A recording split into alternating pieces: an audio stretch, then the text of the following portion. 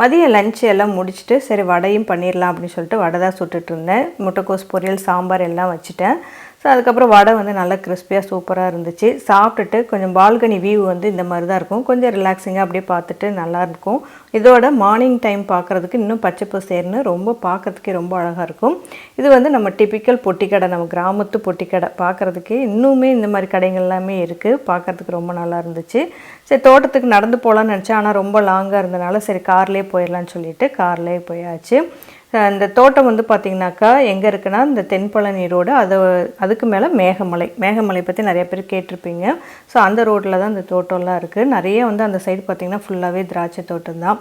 So பார்க்குறதுக்காக போயிட்டோம். சரி என்னெல்லாம் போட்டிருக்காங்கன்னு பார்க்கலான்னு சொல்லிட்டு போனோம். இப்போ வந்து திராட்சை போட்டிருக்காங்க. இந்த பந்தலில் வந்துட்டு திராட்சை வந்து கொஞ்சம் குட்டி குட்டியாக சின்னதாக தான் இருக்குது, பிஞ்சாக தான் இருக்குது. இதோட கண்டினியூஷன் அடுத்த வீடியோவில் போடுறேன்.